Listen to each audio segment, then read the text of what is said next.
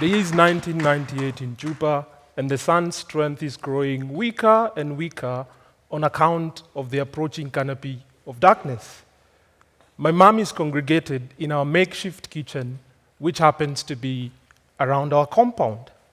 On this particular day, my dad is unusually late from work for reasons that I couldn't wrap my head around. While playing in the company of my two siblings and kids from the neighborhood, a Toyota Land Cruiser drives and parks next to our gate. Immediately, the energy levels take a different trajectory. Our Toyota vehicles are owned by the state. The security apparatus, to be specific, the uniformed men disembark from this vehicle and straight away they glide into our compound. And an altercation ensues between my mom and the leader of the uniformed men. My mom is this kind of a person who doesn't go down easily without a fight. A situation that looked like a David versus Goliath emerges, only that this time round, Goliath would exert his force and will and have things go his way. Without a search warrant, these men get into our house and they begin to violate the very sanctity of our home. They throw our household possessions and chattels in all directions conceivable. Upon realizing that their search was a wild goose chase, they come out, and their team leader told my mom that she was married to a weakling, a coward, and things of that sort. In the meantime, along with my siblings, we were clinging by our mom's dress just to find some semblance of protection and refuge. And armed with the events that transpired earlier on, my dad comes home that chilly night. The moment he got into our compound, my mom rushed to him and took hold of his hands, and she begins to narrate to him the events that had unfolded earlier on. So mom goes along and tells dad that we had uniformed men here who claim that you were involved in some kind of a scheme to subvert the government of the day. But nothing could be further from the truth. That very night, it was deliberated and agreed upon that Dad would have to go to hiding and everything else would have to be put aside. Additionally, it was agreed that we would have to put our education to shelf. It was some kind of a trade-off for our security. At the age of 8 years, the hard knocks of life throws at me 3 curveballs simultaneously.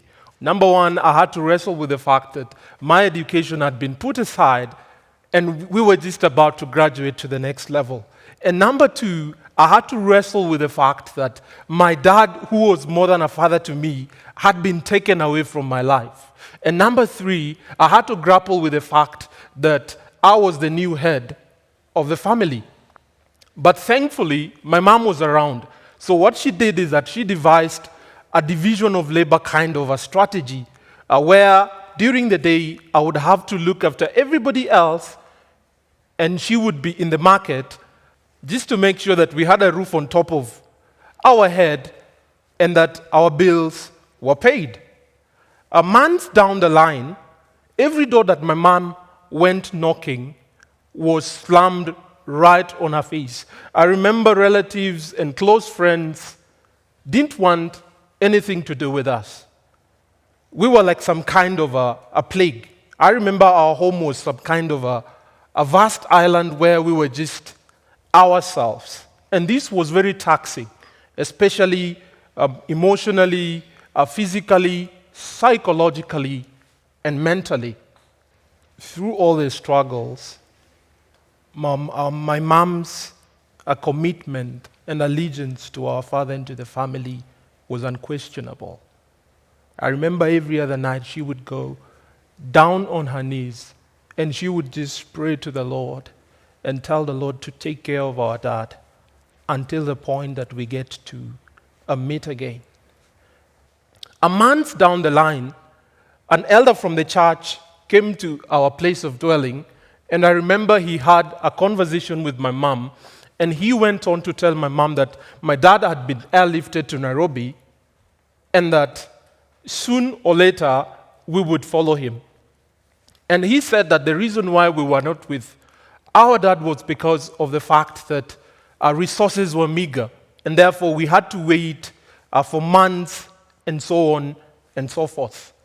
I remember at the start of the year in 2000, the same elder from the church came one early morning on a Saturday to our home, and he had come to tell us that the following day our flight was scheduled.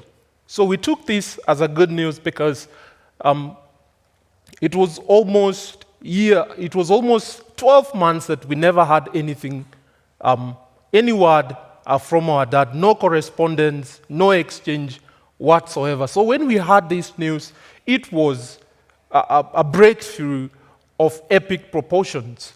And I remember the following day when the wheels of the plane touched the tarmac of JKIA, there was so much excitement. I remember my heart was swelling with such a joy because it was a span of 12 months. I had never seen the man that had brought me to this world. So when the plane touched the ground and I finally got to see him, I rushed and I embraced him into my hands as a brother and as a father. And from there on, from there henceforth, we were told that the following day we were going to be subscribed to school. And finally, I thought there was some semblance of a normalcy. Fast forward to 2020, the 8-year-old boy is now a lawyer.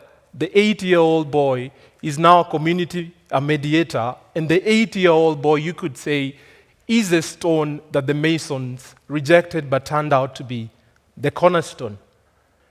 Through the canvas of my story, I have come to realize that my mom, although short in stature, but she has been such a towering figure in my life. She has instilled into me the very values that I hold dearly to this day. In her, I see the concept of feminine grace epitomized or redefined at a whole new level.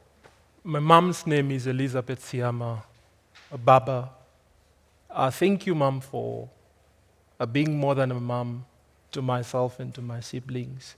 For every other curveball that has come my way, you've always been there to deflate it away from myself and my kids. And I think I'll probably be eternally grateful to you.